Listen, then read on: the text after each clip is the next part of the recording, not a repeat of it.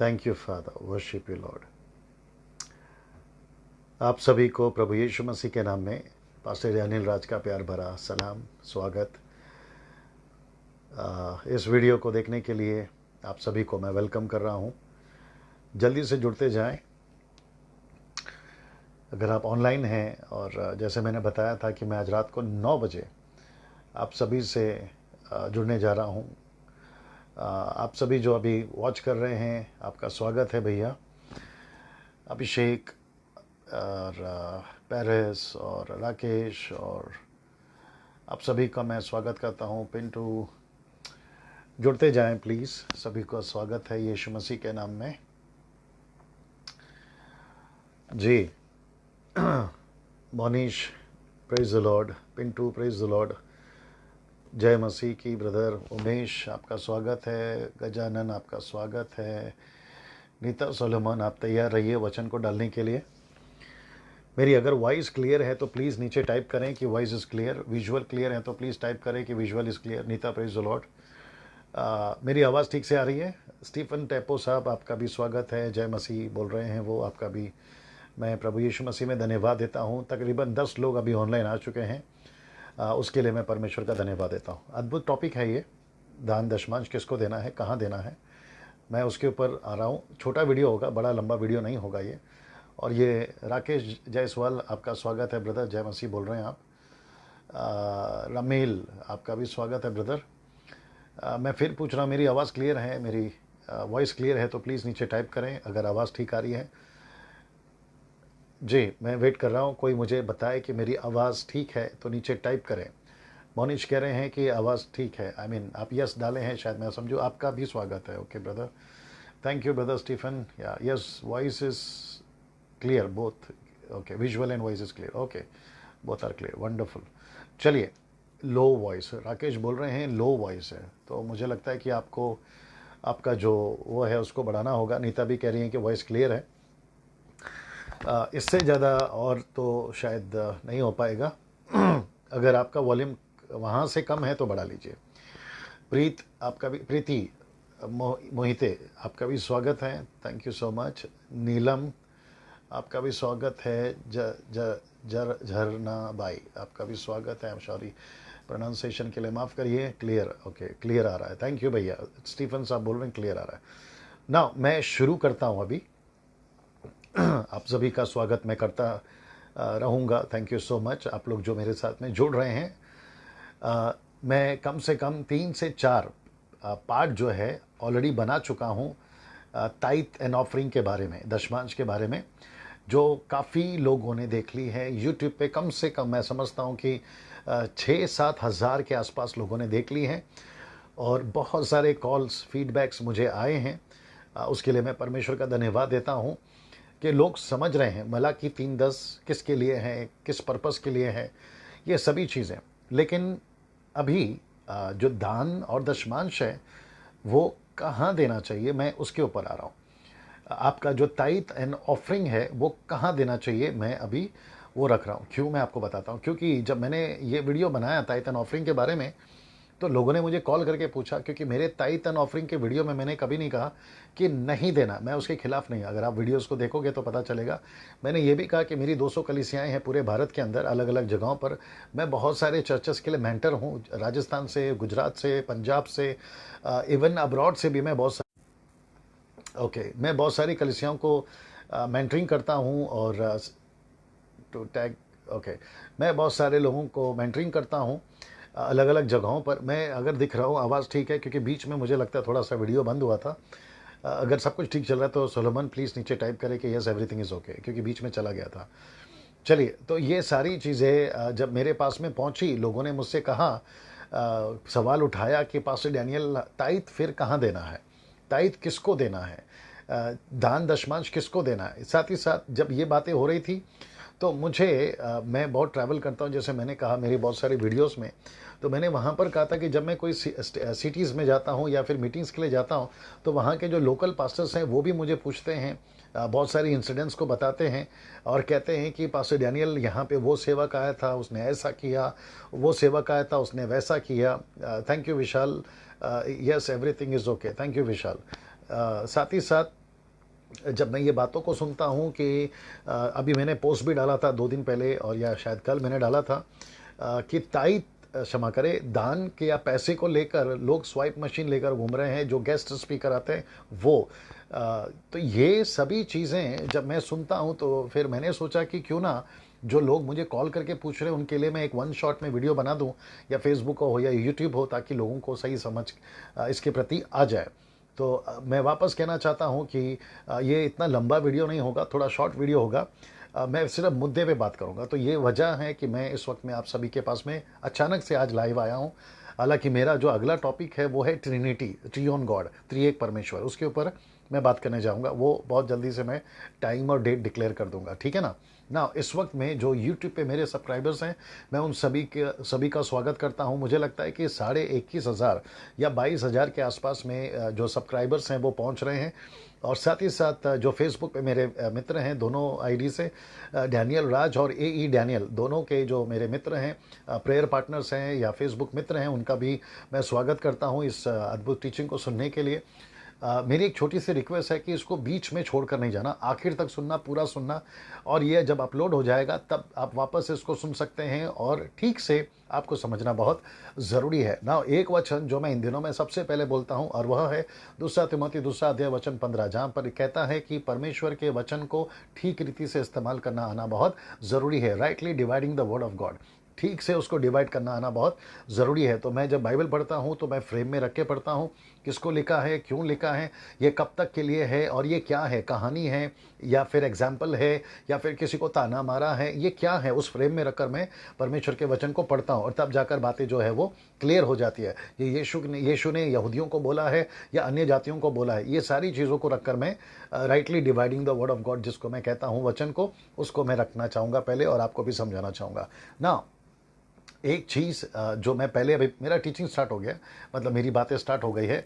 एक चीज़ जो मैं चाहता हूँ कि मैं आपको सबसे पहले बताऊँ वो यह है, मैं कुछ लोगों को वेव कर दूँ, हेलो कर दूँ जी। मेरा सबसे पहला ये कहना है, थोड़ा शेक हो रहा है शायद।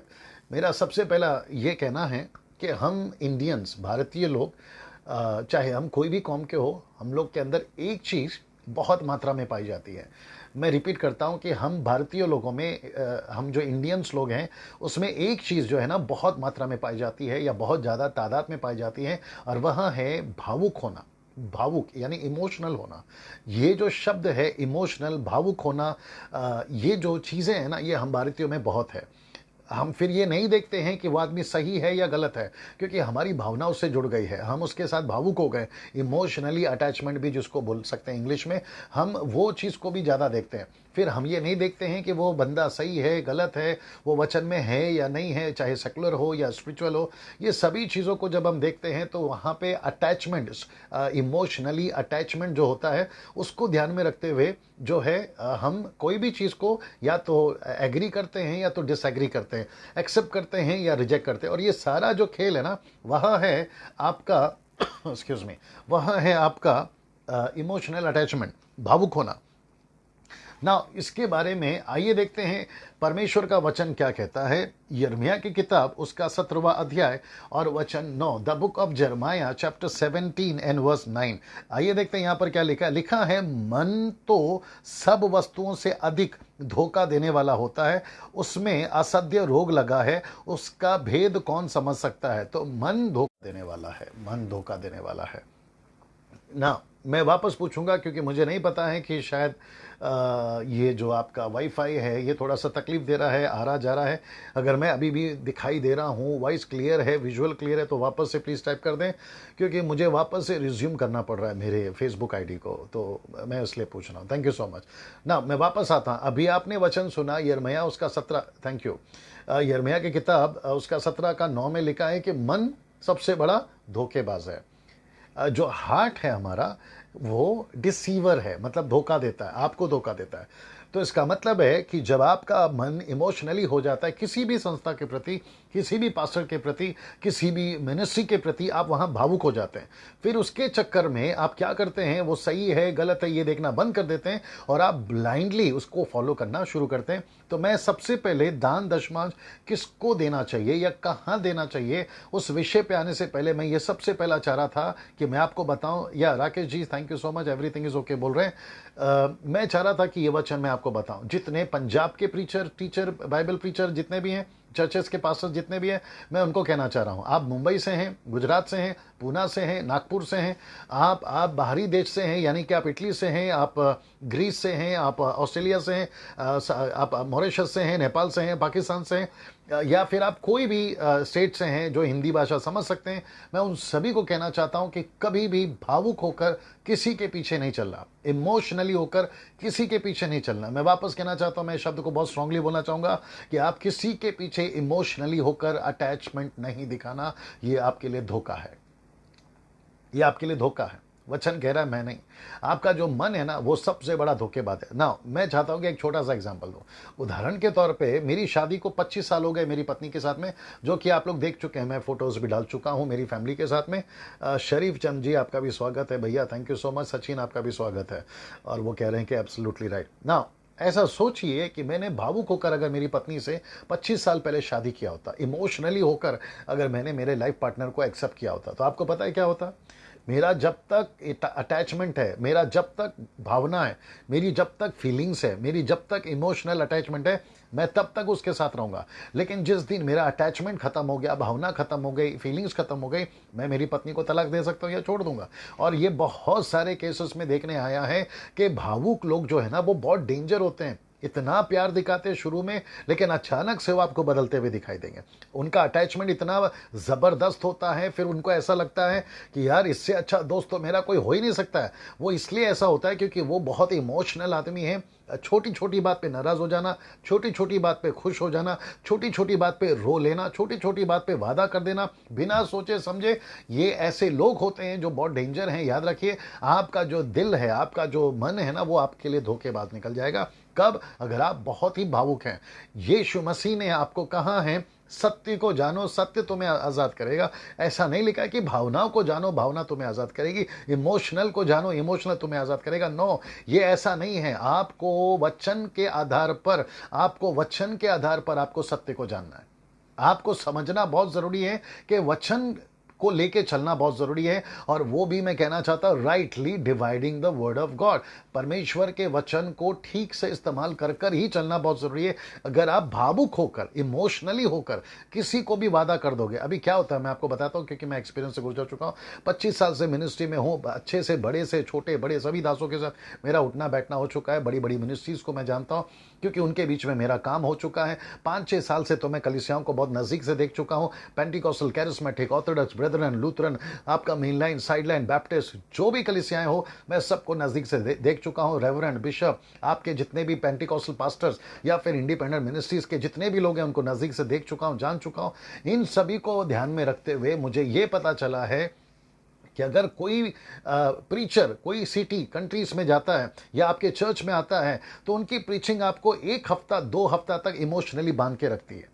और फिर उसके चक्कर में आप क्या करते हो, उसको प्रॉमिस कर देते हो, मेरा पैसा हर महीना आपको आएगा, क्योंकि आप इमोशनली हो गए। मेरा दशमांश मेरे पास्टर को ना देते हुए मैं आपको दूंगा, इमोशनली होकर। मेरे साथ में भी बहुत बार हुआ। मैं मीटिंग में जाता हूं, मेरा प्रचार सुनते हैं, लोग भावुक हो जाते हैं और कहते हैं कि पास्टर डैनियल, आपकी मिनिस्ट्री बहुत अच्छी है और आप बहुत अच्छा काम कर रहे हैं। मैं आपको मेरे ताइथ का, मेरे जो सैलरी है, मैं उसमें से आपको मेरा पैसा, आप ताइथ जो है वो मैं आपको देना चाहता हूं। मैं आपको हर मंथ इतना अमाउंट भेजना चाहूंगा। उसका जो चाहूंगा भावना, वो दिखता है, इतना जोर से उठकर दिखता है, लेकिन 1-2 हफ्ते के बाद में वो बंदा पूरी तरह से गुल हो जाता है। तब मुझे भी पता चला है कि ऐसे मसीह के अंदर लोग हैं जो बहुत भावुक हैं, इमोशनली आकर या फिर है ना अटैचमेंट में आकर वो वादा कर देते हैं और ये चेक नहीं करते हैं कि वो सही है या गलत है। अगर ये चेक नहीं किया तो फिर गई भैंस पानी में, मतलब आपको मुसीबत का सामना करना पड़ सकता है ना। मैं वापस कहना चाहता हूं कि जो लोग जुड़ रहे हैं, आखिर तक सुनिएगा। आधा सुनोगे, आधा छोड़कर जाओगे तो फिर आप नहीं समझ पाओगे कि मैं बोलना क्या चाहता हूं ना। बड़े ध्यान से सुनिएगा। मेरे टोटल 25 साल के ऑब्जर्वेशन में, मेरे 25 साल के मिनिस्ट्री के एक्सपीरियंसेस में जो मैंने देखी हैं आसपास के वातावरण को देखकर, मुझे पता चला है दो प्रकार की कलीसिया है। मैं वापस कहना चाहूंगा, दो प्रकार की कलीसिया है। एक है अच्छी कलीसिया, दूसरी है बुरी कलीसिया। अगर मैं इसको इंग्लिश में कहूं, वो एक है the good church and the second is bad church. Good church and the bad church, मैं दोनों को बताऊंगा। आप तय करिए कि आपको कैसा लगता है, आप उसको परखिएगा कि आपको क्या समझ में आता है। सबसे पहले बात करते हैं अच्छे चर्च की, गुड चर्च की। आइए पता लगाते हैं सबसे पहले कि जो एक अच्छा चर्च होता है, वो जिसको हम कहते हैं ये अच्छा चर्च है, क्योंकि बहुत सारे डिनोमिनेशंस हैं, बहुत सारे रूल्स एंड रेगुलेशंस हैं। बाइबल एक है, परमेश्वर एक है, लेकिन पंथ बहुत हैं, डिनोमिनेशंस बहुत है। मैंने पिछली वीडियो में बताया था कि कम से कम 3000 डिनोमिनेशन है अराउंड द वर्ल्ड में ना। उसको ध्यान में रखते हुए तो उसमें से अगर हम देखें तो एक निकलेगा अच्छा चर्च और दूसरा निकलेगा बुरा चर्च। एक है good church and second is a bad church. ये दोनों को परखने के लिए मैं कुछ पॉइंट्स आपके बीच में रख रहा हूं, फिर पता चलेगा कि आपका पैसा, दान दशमांश आपको कहां डालना है। और याद रखो, आपका पैसा, आपका दान, आपका चर्च जिसमें आप जा रहे हैं, आपको ये दोनों में चेक करना है। मेरा चर्च अच्छा है या बुरा है, मेरी कलीसिया गुड है या बैड है। ये पॉइंट्स मैं रख रहा हूं, फिर आप तय कर लीजिएगा और आपको पता चलेगा। और याद रखिए, मैं वापस कहता हूं, इमोशनली होकर किसी को फॉलो नहीं करना। रिपीट करता हूं, इमोशनली होकर किसी को फॉलो नहीं करना।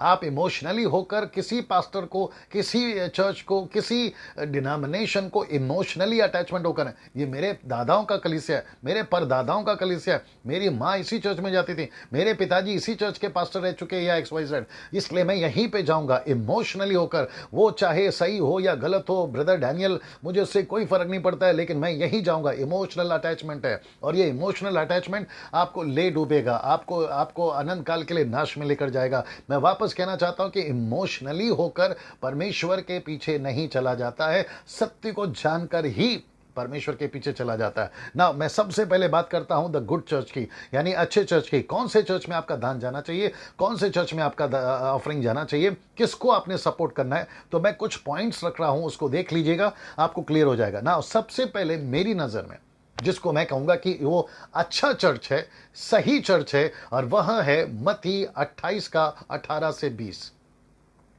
अगर जो चर्च मत्ती 28-18 को फॉलो कर रहा है, मत्ती 28-18 में क्या है साहब, मैं आपको अभी पढ़ के बता देता हूं। खैर आप लोग तो जानते ही हैं मत्ती 28-18 में क्या लिखा हुआ है, लेकिन फिर भी क्योंकि ये अभी टॉपिक चल रहा है तो मैं इसके लिए आपके लिए पढ़ के बता देता हूं। मत्ती 28 का 18 से 20 तक में बड़े ध्यान से सुनिएगा। यीशु ने उनके पास आकर कहा कि स्वर्ग और पृथ्वी का सारा अधिकार मुझे दिया गया है। वचन 19, इसलिए तुम जाओ, सब जाति के लोगों को चेला बनाओ, उन्हें पिता पुत्र पवित्र आत्मा के नाम से बपतिस्मा दो, और उन्हें सब बातें जो मैंने तुम्हें आज्ञा दी है मानना सिखाओ। देखो, जगत के अंत तक मैं तुम्हारे साथ में हूं। जो चर्च मत्ती 28-18 को as a mission, as a commission, as a mandatory, as a अधिकार के रूप में लेकर चलती है, वो चर्च कैटेगरी में आती है पहले वाले में, जो कि अच्छा चर्च है, जिसमें मैं 2-3 पॉइंट और रखने जा रहा हूं। अगर वो इसमें परफेक्ट है, वो कलीसिया सही है।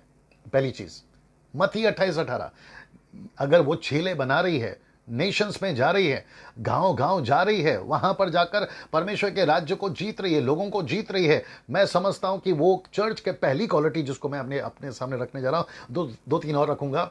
सबसे पहली चीज है, और वहां है, अगर ये मत्ती 28-18 को वो फॉलो कर रहे हैं तो मैं समझता हूं कि वो सही है। पास्टर जी प्लीज से right and wrong church. Okay, please से right and wrong church. Okay, right and wrong church.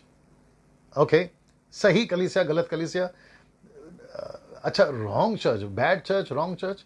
Okay, doesn't make different brother, बात एक ही आती है ना। वापस आता हूं, अच्छी कलीसिया, राइट चर्च और good church, right church, good church, bad church, wrong church, doesn't make different brother, बात एक ही है। वापस आता हूं ना। सबसे पहले मत्ती 28-18, अगर वो मत्ती 28-18 को लेकर चल रही है तो मैं समझता हूं कि वो पहली क्वालिटी में वो पास हो गया है और आप सही जगह पे हैं। मत्ती 28-18 को फॉलो करने के लिए अगर आपका पास्टर, आपका जो भी चर्च या डिनोमिनेशन है, मत्ती 28-18 को लेकर चल रहा है, तो मैं समझता हूं कि आपने आपका पैसा, आपका दान, आपका दशमांश अगर आप वहां पर दे रहे हो, आपको सलूट है, आप सही कर रहे हो। क्योंकि आपका पास्टर, आपका लीडर या आपका टीचर या आप जिस चर्च में जा रहे हैं, डिनोमिनेशन में जा रहे हैं, अगर वो मत्ती 28-18 को पूरा कर रहा है तो आपका पैसा सही जगह पे जा रहा है। कहाँ देना चाहिए दान दशमांश, वो सब्जेक्ट चल रहा है अभी, तो वहां पे आप जो है अपना पैसा सही जगह पे डाल रहे हो ना। दूसरी चीज, क्या वो ट्रिनिटी पे विश्वास करते हैं? त्रिएक परमेश्वर, पिता, पुत्र, पवित्र आत्मा। अगर उनको ये पता है कि पिता परमेश्वर है, जो कि मेरा अगला सब्जेक्ट है, मैं उसके ऊपर आऊंगा। बहुत सारे लोग गड़बड़ करते हैं। पहला है पिता, दूसरा है पुत्र, तीसरा है पवित्र आत्मा। पिता परमेश्वर है, पुत्र परमेश्वर है, पवित्र आत्मा परमेश्वर है। ये तीनों के तीनों परमेश्वर हैं। अगर कोई कहता है, जैसा कि कुछ लोग एग्जाम्पल देते हैं, जो कि मैं अभी आपके बीच में रखने जा रहा हूं, मैं जो कि ट्रिनिटी में भी बोलूंगा, लेकिन मैं अभी आपको बता देता हूं, जो क्योंकि शायद हो सकता है कि आप उस वीडियो को मिस करें या बाद में देखें, लेकिन छोटा सा पॉइंट मैं आपको बता देता हूं कि सबसे पहले आपको यह समझना जरूरी है कि पिता, पुत्र, पवित्र आत्मा, ये जो कॉन्सेप्ट है ना, जितनी इंफॉर्मेशन बाइबल में हमको दी है, from the Genesis to Revelation, जितनी इंफॉर्मेशन दी है उसके अनुसार या उसके मुताबिक अगर हम समझ सकें तो बिल्कुल उठकर जो दिखती है वो ये दिखती है कि पिता पर्सनालिटी में अलग है, पुत्र पर्सनालिटी में अलग है, पवित्र आत्मा पर्सनालिटी में अलग है, लेकिन ये तीनों मिलकर परमेश्वर हैं। मैं रिपीट करता हूं, ये तीनों मिलकर परमेश्वर हैं। अगर कोई ये एग्जांपल देता है जो मैं भी देने जा रहा हूं कि मैं यानी डैनियल राज मेरे बच्चों के लिए पिता, मेरी पत्नी के लिए पति, मेरी मां के लिए बेटा, रिपीट करता हूं, मेरे बच्चों के लिए पिता, मेरी पत्नी के लिए पति, मेरी मां के लिए बेटा, तो मैं एक आदमी हूं, 3 रोल कर रहा हूं। ये गलत हो जाएगा। ये एग्जाम्पल परमेश्वर के ऊपर अगर आप थोपते हैं, जी नहीं, आप नहीं थोप सकते, या उसको नहीं कह सकते कि परमेश्वर ऐसा ही है। परमेश्वर परमेश्वर है, पिता यानी, पुत्र पुत्र है, पवित्र आत्मा पवित्र आत्मा है। ये तीनों अलग अलग पर्सनालिटी में अलग अलग समय पर आए हुए हैं, जो कि बाइबल में दिखते हैं। मैं ट्रिनिटी के ऊपर क्लियर करूंगा। अगर ऐसी चर्च है, पहला है मत्ती 28 का और दूसरा है ट्रिनिटी के ऊपर वो लोग विश्वास करते हैं, अगर वो विश्वास करते हैं तो मैं समझता हूं कि वो सही कलीसिया है। और आपका पैसा ऐसे चर्च में जा रहा है तो वापस कहूंगा, आपको सलूट है। आपका दशमांश, आपका टाइटन ऑफरिंग अगर वहां पे जा रहा है तो ये अच्छी बात है ना। वापस आता हूं, तीसरा जो पॉइंट है मैं दे देता हूं। पहला मैंने बताया मत्ती 28, दूसरा मैंने बताया ट्रिनिटी के ऊपर चल रहे हैं, तो अच्छी बात है। ये बहुत इंपॉर्टेंट है जो भी मैं बोलने जा रहा हूं, क्योंकि ये आपके सैल्वेशन यानी उद्धार से रिलेटेड है। एक ऐसी कलीसिया जो सैल्वेशन के वचन के अनुसार सैल्वेशन के प्रोसेस पे चलती है। सैल्वेशन का प्रोसेस क्या है? आपको यीशु को ही, मैं रिपीट करता हूं, आपको यीशु को ही उद्धार करता प्रभु जानकर स्वीकार करना है। रोमियो 10 का 9-10 के अनुसार अगर वो चर्चेस ये नहीं सिखाती है, क्योंकि बहुत सारी कलीसिया सिखाती है कि मां को भी विश्वास करो, यानी कि मरियम। बहुत सारी कलीसियां कहती हैं एक यीशु है, पिता पुत्र पवित्र आत्मा नहीं है। कुछ कलीसियां सिखाती है कि ऊपर मां भी है, यानी यरूशलेम माता वाले वो भी हैं। फिर कहते हैं ना पिता, ना पुत्र है, ना पवित्र आत्मा है, मात्र यीशु परमेश्वर पिता यहोवा है, एलोहिम या जो भी वो कहते हैं, सिर्फ वो है यहोवा, जिसको कहते हैं यहोवा विटनेस। फिर ओनली जीसस वाले हैं जो सैल्वेशन के प्रोसेस में आगे नहीं बढ़ रहे हैं। मैं इन सभी को, अभी एक भाई ने कहा कि रॉन्ग चर्च डालो, नो, बैड चर्च बोल रहा हूं। क्यों बोल रहा हूं बैड चर्च? क्योंकि ये सब बिगाड़ रहे हैं। मुझे एक हरकत नहीं है आप लेके चलिए रॉन्ग चर्च राइट चर्च, लेकिन मैंने यहां पर आपको कहा एक है अच्छा चर्च, दूसरा है बुरा चर्च, एक ऐसा अच्छा good church and the bad church. Okay, ये मेरा समझने की आप लोग कोशिश करिएगा। ये क्यों ऐसा कर रहे हैं? क्योंकि ये सैल्वेशन के प्रोसेस में नहीं पाए जाएंगे। आपका सैल्वेशन इनके लिए रुक जाएगा। यहूदी, जूइश, मैं आपको एक चीज बता देता हूं। आपको पता है प्रेरितों की किताब 15 अध्याय में वचन 1 में, जो कि मेरे अभी लिस्ट में मैंने नहीं डाला, लेकिन पवित्र आत्मा हमसे बात करता है। प्रेरितों की किताब उसका 15 अध्याय वचन 1 में देखिए क्या लिखा है। फिर कुछ लोग, act chapter 15 verse 1, Neeta Solomon ji डाल दीजिएगा, लिखा है फिर कुछ लोग यहूदिया से आकर भाइयों को सिखाने लगे, याद रखो सिखाने लगे, यदि मूसा की रीति पर तुम्हारा खातना ना हो तो तुम उद्धार नहीं पा सकते। रुकावट है बस आप, ये सैल्वेशन के प्रोसेस में रुकावट है। कहते हैं सैल्वेशन जो है वो सिर्फ और सिर्फ यीशु मसीह के, क्योंकि धार्मिकता के लिए मेल से विश्वास किया जाए, ओके नो प्रॉब्लम, क्योंकि ये लोग कह रहे थे कि सिर्फ यीशु को स्वीकार करना काफी नहीं है, आपको मूसा की रीति पर खतना भी करना बहुत जरूरी है। तो मैं समझता हूं ये सैल्वेशन के प्रोसेस में रुकावट है। सैल्वेशन का प्रोसेस का मतलब क्या है? आपको यीशु मसीह को उद्धारकर्ता स्वीकार करना है, पिता पुत्र पवित्र आत्मा के नाम से बपतिस्मा लेना है, एक बार डूबना है। मैं उसका भी टीचिंग दे चुका हूं। स्प्रिंकलिंग बैप्टिज्म नहीं होता है, पेड़ के नीचे खड़ा होकर, नारियल के पेड़ के नीचे खड़ा होकर बपतिस्मा नहीं होता है। आप बपतिस्मा ही मत लो क्योंकि डाकू ने नहीं लिया था, उसकी कंडीशन अलग है, तो फिर हमें बपतिस्मा की जरूरत क्या है? ये सारे सिस्टम जो है नहीं चलने वाले हैं। मैं आपको समझाना चाहता हूं कि आपका जो चर्च है वो सैल्वेशन के प्रोसेस से अगर गुजरता है तो प्रेज गॉड, ऐसे चर्च में आपका दान दशमा जाना चाहिए। तो आपको सलूट है। मैं वापस कहना चाहता हूं, पहला है मत्ती 28, दूसरा है ट्रिनिटी और तीसरा है सैल्वेशन का प्रोसेस, जहां पे यीशु को स्वीकार किया जाता है, पिता पुत्र पवित्र आत्मा पर बपतिस्मा लिया जाता है, दिया जाता है। एक नाम से बपतिस्मा, क्षमा करें, एक बार डुबा कर दिया जाता है। 3 नाम लिया जाता है, एक बार आपको डुबाना है। और साथ ही साथ आपको यह समझना बहुत जरूरी है, जो यीशु के अलावा कर्मों के द्वारा तुम्हारा उद्धार है। तुमको कोई बलिदान करना होगा, तुम्हें खतना करना होगा, तुम्हें ऐसा, ये सभी चीजों को अगर वो सिखाते हैं तो फिर वो कलीसिया गलत है और आपका पैसा वहां जाता है तो कोई मतलब नहीं है। लेकिन अगर वो कलीसिया सैल्वेशन के प्रोसेस को पूरा कर रहा है तो फिर आपका दान दशमांश वहां पर जाना लाजमी है। सही है। चौथी बात आखिरी है उसका प्रोसेस में या पहले पॉइंट में, ये है, ये बहुत इंपॉर्टेंट है और मुझे बड़ा अच्छा लगता है। ये है, अगर ऐसी कलीसिया जहां पे आपके पास्टर या आपका चर्च पहला पत्रस 2:2 पूरा कर रहा है। मैं रिपीट करता हूं, पहला पत्रस 2:2 पूरा कर रहा है। पहला पत्रस 2:2 में क्या है साहब? अभी बता देता हूं। देखिए यहां पर क्या लिखा हुआ है। लिखा है पहला पत्रस 2:2, 1 पीटर चैप्टर 2:2 लिखा है, नए जन्मे हुए बच्चों की नाई निर्मल आत्मिक दूध की लालसा करो, ताकि उसके द्वारा उद्धार पाने वाले के लिए बढ़ते जाओ। उद्धार पाने वाले के लिए बढ़ते जाओ। तो इसका मतलब है कि चर्च का पालन पोषण आत्मिक दूध, मैं आपको क्लियर कर देता हूं यह आत्मिक दूध क्या है। किंग जेम्स वर्जन कहता है 1 Peter chapter 2:2, as new born babies desire the sincere milk of the word. तो मतलब परमेश्वर के वचन का दूध। तो जो उद्धार पाते हैं उनको क्या सीख, बहुत बहुत स्ट्रॉन्ग पॉइंट है, बड़े ध्यान से सुनना भैया। जो उद्धार पाते हैं आप उनको क्या देते हो?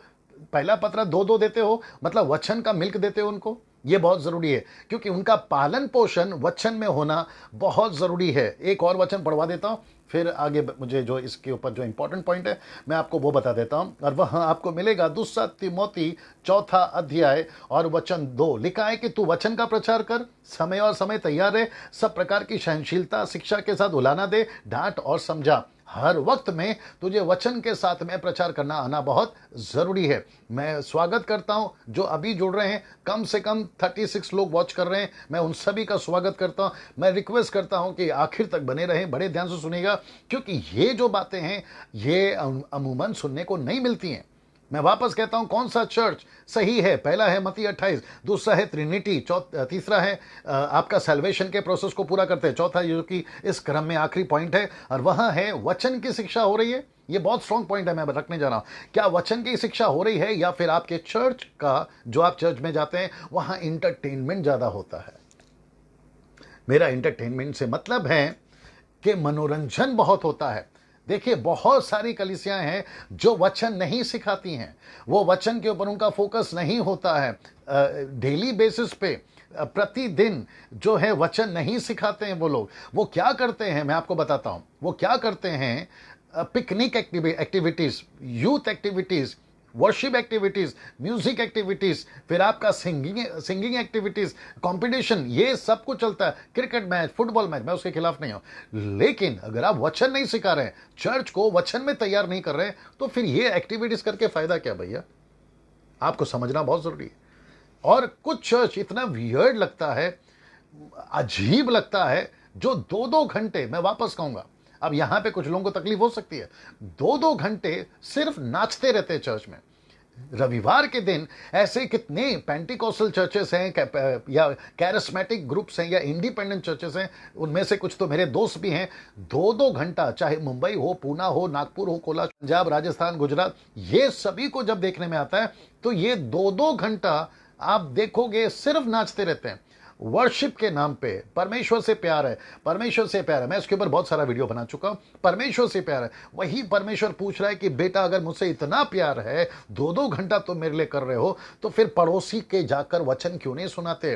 इसलिए तो मैंने कहा था कि परमेश्वर को प्यार करने का मतलब है उसकी आज्ञाओं को मानना।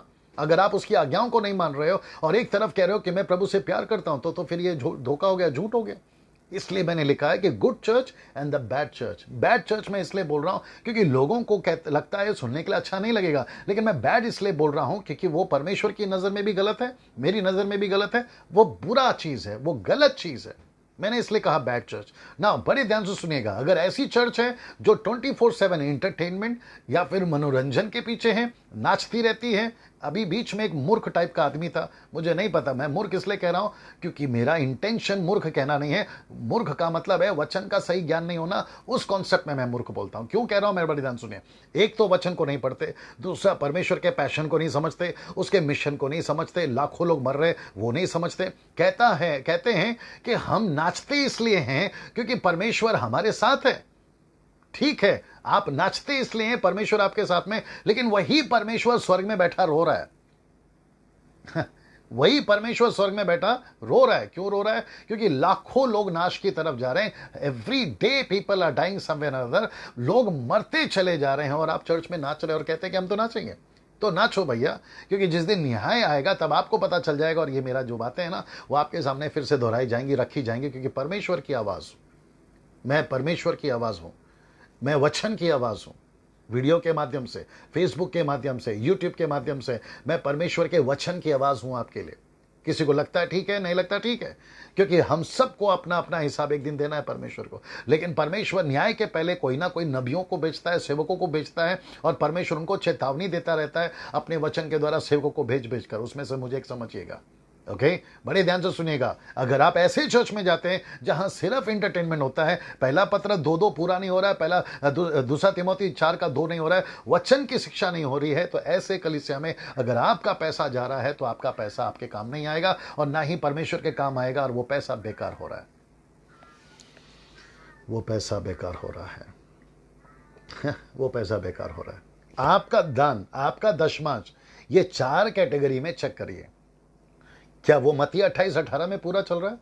अगर नहीं चल रहा है, मैं स्ट्रांगली बोलना चाहूंगा, किसी को तकलीफ हो नहीं हो मुझे नहीं पता, किसी को पसंद आए नहीं आए मुझे नहीं पता, लेकिन मेरा स्टेटमेंट सीधा है। ये मेरे चर्च के लिए भी है और आप सभी के लिए भी है। और मैं वापस कहता हूं, मेरी बातें समझ में आती तो जरूर सुनिएगा, नहीं आती तो छोड़ दीजिएगा। ये कान दिया सुनिए, नहीं पसंद आता तो यहां से निकालिए, दैट्स इट। मैं स्ट्रांगली कहूंगा, ऐसे चर्च को जो ये 4 कैटेगरी में फिट नहीं बैठते हैं, आपने आपका दशमांश नहीं देना चाहिए। मैं रिपीट करता हूं, ये 4 कैटेगरी में अगर आपका चर्च फिट नहीं बैठता है ना, तो ऐसे चर्च को, ऐसे पास्टर को, ऐसे एवेंजलिस्ट को, ऐसे गेस्ट स्पीकर को और ऐसे प्रभु के दास को आपका पैसा, दशमांश और आपका दान नहीं देना, नहीं देना। मैं वापस कहता हूं, मेरा पहला पॉइंट क्या है? इमोशनली होकर आप यीशु के पीछे नहीं चल सकते। इमोशनली होकर नहीं चलना। मन धोखेबाज है, मन धोखेबाज है, मन धोखेबाज है। आप समझ रहे हैं मेरी बात को? मन धोखेबाज है।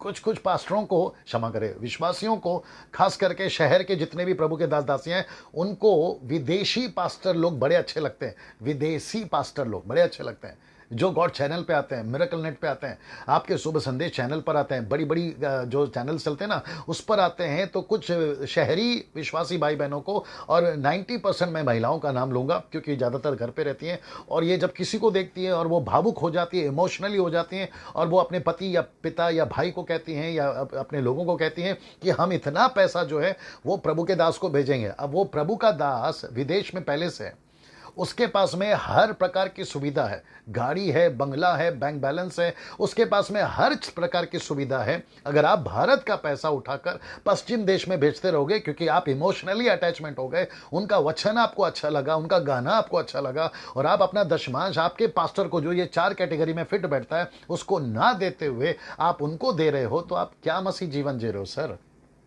आपका पास्टर जो इंडिया में है, आपका सेवक जो इंडिया में है, वो बेचारा यहाँ मेहनत कर रहा है, यहाँ पे आपकी 4 कैटेगरी में फिट बैठता है। मैं ऐसी कलीसियाओं की बात कर रहा, इसलिए मैंने बोला गुड चर्च।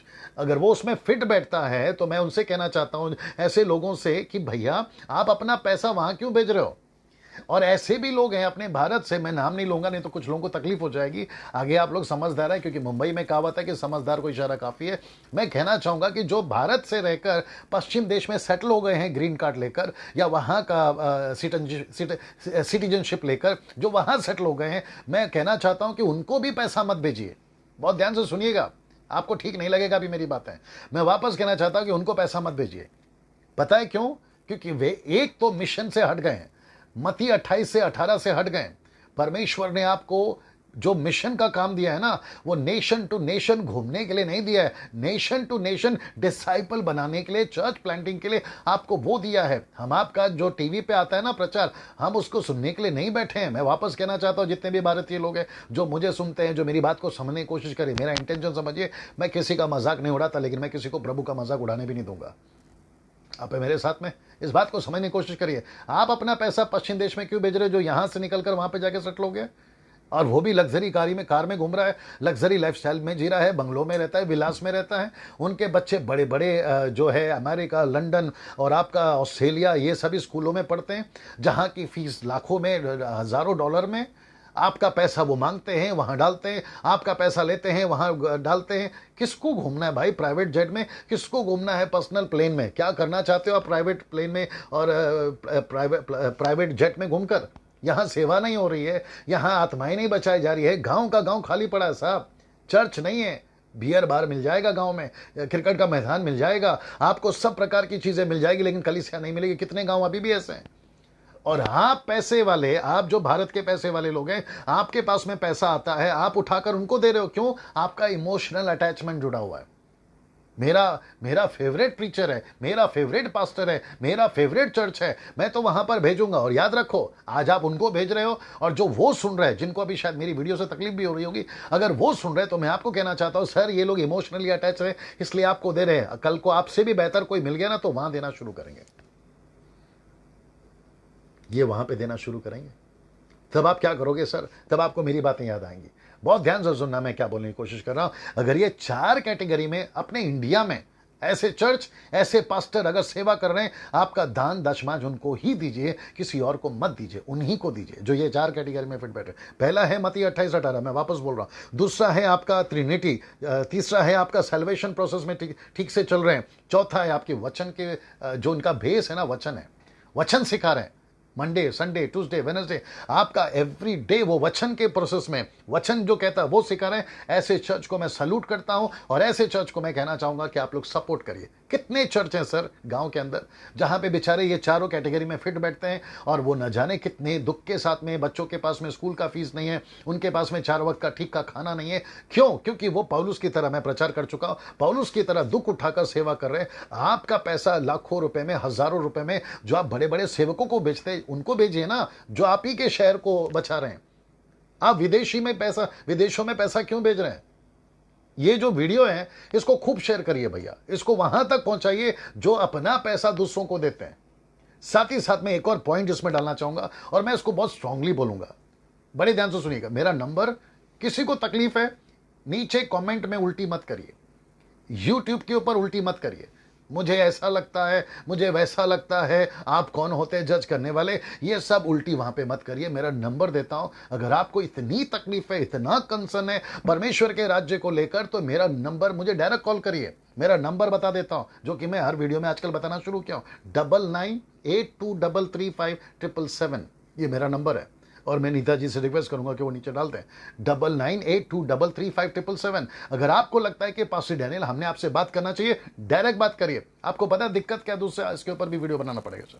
आपको पता है दूसरी दिक्कत की क्या बात है? लोग फोन पे बात करना पसंद नहीं करते, डायरेक्ट नीचे कमेंट डालते रहते हैं, और वो कहते हैं कि हमको आप जवाब दीजिए। अब कमेंट्स पे मैं क्या जवाब दूं? मैं कितना टाइप करूं? उतना टाइम नहीं रहता साहब। अब डायरेक्ट कॉल करिए ना, किस चीज का डर है आप लोगों को?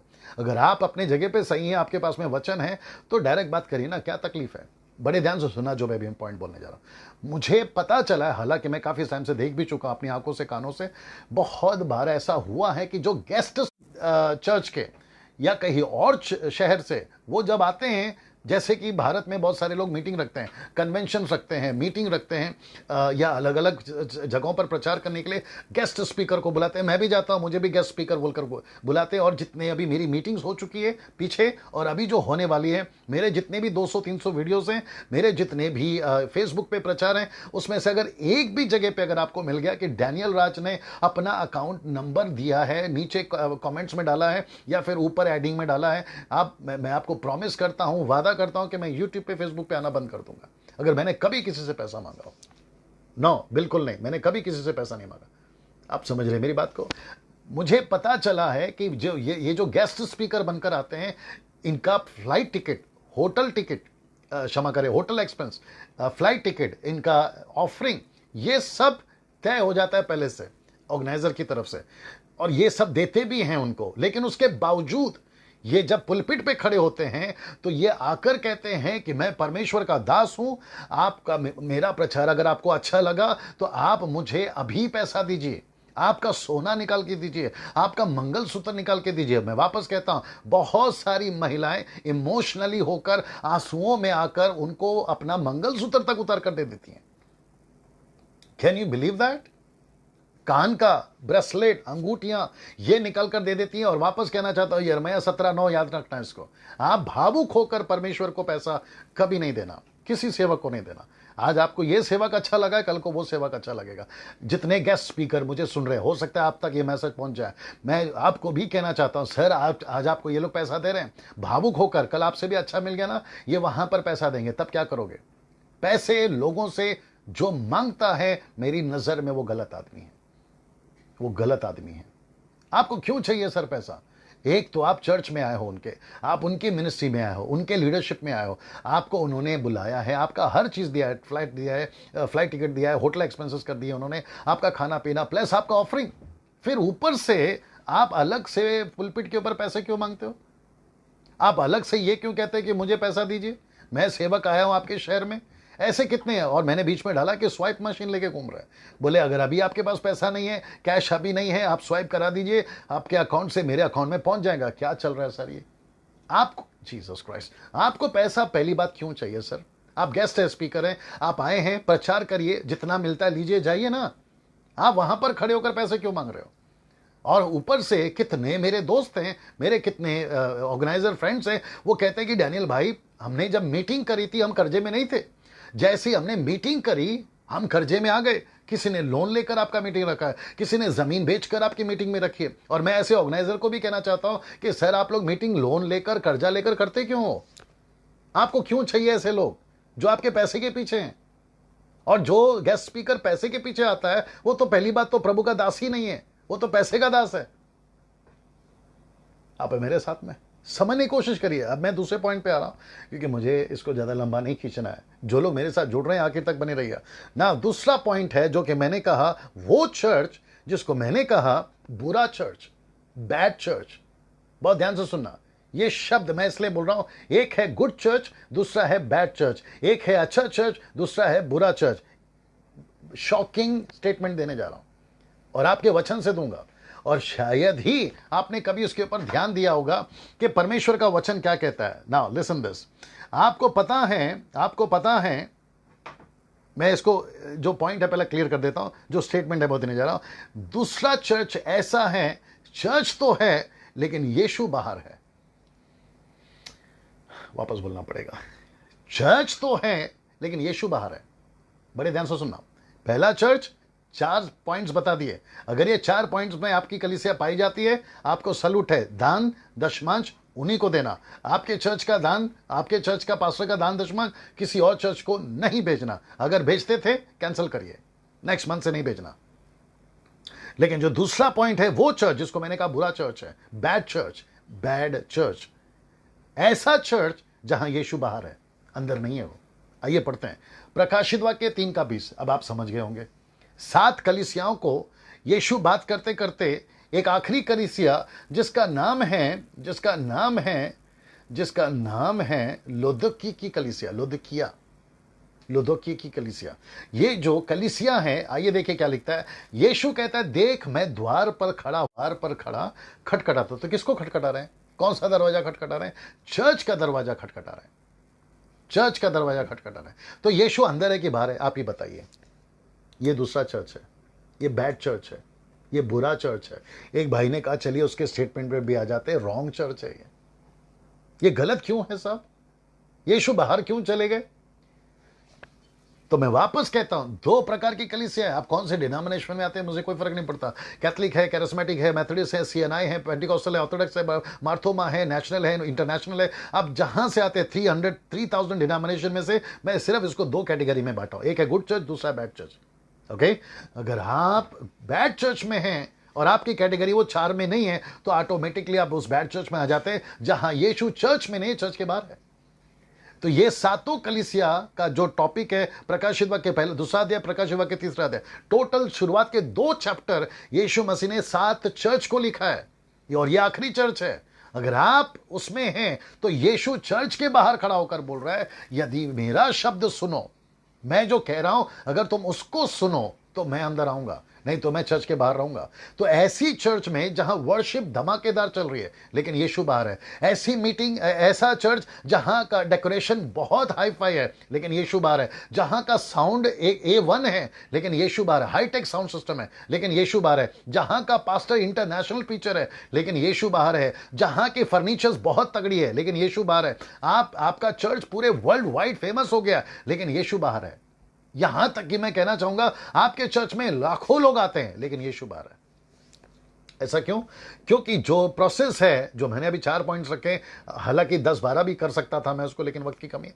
आप अगर उसमें फिट नहीं बैठते हैं तो यीशु बाहर है। इसको मैं बोल रहा था कि ये बैड चर्च है। ऐसा क्यों? ऐसा क्यों? आज बहुत सारे डिनोमिनेशन के हिसाब से कलीसिया चल रही है, यीशु के हिसाब से नहीं चल रही है साहब। अगर यीशु के हिसाब से चल रही होती तो आप आत्माओं को जीतने, परमेश्वर के राज्य को स्थापित करने, यीशु के चेला बनाने, अगर आप उसमें प्रोसेस में हैं, आपका पैसा सही जगह पे जा रहा है। मैं रिपीट करता हूं, मैं दशमांश के खिलाफ नहीं हूं, दान दशमांश के खिलाफ नहीं हूं, लेकिन आपका दशमांश, आपका दान सही जगह पे जाना चाहिए। और ये जो टीवी के ऊपर, ये जो फेसबुक पे के ऊपर आकर आपसे पैसे मांगते हैं ना, मैं मुंबई के लोगों को, पूना के लोगों को, नागपुर के लोगों को, मैं स्पेसिफिकली नाम इसलिए ले रहा हूं क्योंकि यहां से बहुत पैसा जाता है, मैं रांची के लोगों को, झारखंड के लोगों को, बैंगलोर के लोगों को, तेलंगाना, आंध्र प्रदेश, तमिलनाडु, गुजरात, पंजाब, राजस्थान, इन हरियाणा, इन सभी को कहना चाहता हूं कि सर, आपका पैसा आपके पास्टर को ही दीजिए, आपके चर्च को ही दीजिए। जो ये 4 कैटेगरी में अगर फिट बैठते हैं उनको दीजिए और उनको आपका पैसा सही तरीके से इस्तेमाल करने आएगा। जो 4 कैटेगरी में फिट बैठते हैं, पहला मत्ती 28 के अनुसार चल रहे हैं, प्रेज गॉड। दूसरा ट्रिनिटी के ऊपर विश्वास करते हैं, प्रेज गॉड। दूसरा ट्रिनिटी, तीसरा सैल्वेशन के प्रोसेस में, और आखिरी जो मैंने 4 पॉइंट्स में बताया, और वहां है वचन की शिक्षा हो रही है। ऐसे चर्च को पैसा दीजिए, ऐसे चर्च को। मैं उसके खिलाफ हूं जो अपना ताइथ दूसरे चर्च को देता है, मुझे वो भी पसंद नहीं है। अपने पास्टर को ना देकर दूसरे पास्टर को दे रहा है, क्यों? क्योंकि इमोशनल अटैचमेंट है। ना जाने कितने पैसे, मैं समाप्ति की भी तरफ आ गया हूं। मैं ये भी बता दूं कि आपका पैसा लेकर वो करोड़पति बन रहा है, लखपति बन रहा है। वो जब मिनिस्ट्री स्टार्ट किया था ना, बहुत सारे सेवक अभी जो समझ रहे होंगे और आप लोग जो भी समझ रहे होंगे, जब उन्होंने मिनिस्ट्री स्टार्ट की थी ना, 5 साल पहले, 25 साल पहले, 10 साल पहले, 25 साल पहले, 35-40 साल पहले, उनकी लाइफस्टाइल या उनका जीवन शैली देखिएगा। जब उन्होंने शुरुआत करी थी, उनके पास क्या था? उनकी गवाही को सुनिएगा, आपको पता चल जाएगा कि वक्त की रोटी नहीं थी, घर नहीं था, पैसा नहीं था। हम प्लेटफॉर्म पे खड़े थे, हम रेलवे स्टेशन पे खड़े थे, हमने रेलवे स्टेशन पे सोकर रात बिताई है, ये सब कुछ सुनने को मिलेगा। फिर अचानक से उनके पास में BMW, मर्सिडीज और न जाने कितनी प्रॉपर्टी, और कोई तो बीच में बोल रहा था मेरे पास में जमीन है, मेरे पास में प्राइवेट जेट है, प्लेन है, न जाने क्या क्या। फिर ये इतना पैसा आपके पास आया कहां से? आप इतने अचानक से इतने बड़े कैसे हो गए? सोचने वाली बात है। ये सब किसका पैसा है? ये सब ऐसे लोगों का पैसा है जो इमोशनली अटैचमेंट होकर उनको न जाने डॉलर्स में, चेक में, है ना, पैसा भेजते रहते हैं। अमीर होना गलत नहीं है, परमेश्वर के लोगों के पास में अच्छी चीजें होना गलत नहीं है, मैं उसके खिलाफ नहीं हूं। आपके पास में हर चीज होनी चाहिए, परमेश्वर की स्तुति हो। इसलिए तो मैंने प्रचार भी किया था, पौलुस अपना मेहनत करता था, अपनी नौकरी करता था और वो अपना जीवन चलाता था। Praise God. आपके का पैसा, दूसरों का पैसा गेस्ट स्पीकर बनकर किसी और को फेसबुक, यूट्यूब पे और आपके क्रिश्चियन चैनल के ऊपर बैठकर आप पैसे मांग रहे हो। कैसे लगता है सर आप लोग को? और आप लोग देते भी हो कुछ लोग। तो मैं वापस कहना चाहता हूं, ये वीडियो अगर आप देख रहे हैं और आपको जरा सा भी समझ है, ऐसे लोगों को पैसा देना बंद करिए और ऐसे गांव गांव मिशनरीज को पैसा देना शुरू करिए। और जो चर्च मत्ती 28 के अनुसार, यानी कि मिशनरीज को भेजना, ऐसे चर्च को पैसा दीजिए, ऐसे पास्टर को पैसा दीजिए और उनको कहिए कि सर हम आपको सपोर्ट करेंगे। ऐसे लोगों को बेचिए। और मैं आपको बताऊं, बहुत जल्द मसीह का सुसमाचार भारत में समाप्ति की तरफ पहुंचेगा। लोग सच्चाई को जान पाएंगे और जिसके चलते परमेश्वर का कार्य भी समाप्ति की तरफ पहुंचेगा। यीशु का आगमन की भी तैयारी होगी जाएगी। लेकिन अगर हम उन्हीं को देते बैठेंगे जो सब लोग दे रहे हैं, तो फिर मतलब क्या हो गया? तो मैं यहां पे मेरा वीडियो समाप्त कर रहा हूं। यहाँ पे मेरी जो बातें हैं वो मैं समाप्त कर रहा हूँ। मेरा जो अगला टॉपिक है वो है ट्रिनिटी। उसके ऊपर ध्यान दीजिएगा, मैं उसके ऊपर आऊँगा क्योंकि उसको लेकर बहुत सारे कन्फ्यूजन्स हैं। तो मैं थोड़ा सा वापस से बता देता हूँ कि मैंने 2 चर्च की बात करी है। एक है अच्छा चर्च, दूसरा है बुरा चर्च। इंग्लिश में कहूँगा good church and the bad church. किसी को लगता है कि rightly and right church and the wrong church, doesn't make different, आप उसको ले लीजिए। लेकिन 4 चीज़ें होनी चाहिए अगर वो अच्छा चर्च है। पहला है मत्ती 28, दूसरा है ट्रिनिटी, दूसरा है ट्रिनिटी, तीसरा है सैल्वेशन प्रोसेस और चौथा है वचन की शिक्षा। और दूसरा है मत्ती प्रकाशित वाक्य 3:20 कहता है मैं चर्च के बाहर हूँ। ऐसी चर्च जहां पे ये 4 चीजें नहीं हो रही है, यीशु बाहर है। ऐसी चर्च जहां मिशनरी नहीं बनाए जा रहे, यीशु बाहर है। ऐसी चर्च जहां चेले नहीं बनाए जा रहे, यीशु चर्च के बाहर है। ऐसी कलीसिया जहां वचन का इंपॉर्टेंट नहीं है, यीशु बाहर है। आप कितने भी पावरफुल प्रीचर क्यों ना हो, मुर्दे जिंदा होते हो आपके चर्च में, लेकिन यीशु बाहर है। यीशु बाहर है, प्रकाशित वाक्य 3:20। और ऐसे चर्च को पैसा नहीं देना, ऐसे चर्च में अपना दशमांश नहीं देना। आप ऐसे चर्च को दशमांश दीजिए, पैसा दीजिए जो ये 4 प्रोसेस में या 4 चीज़ों में आगे चल रहा है। परमेश्वर आपको आशीष दे। अगले टॉपिक के साथ जरूर मिलेंगे। Thank you for watching. God bless you all.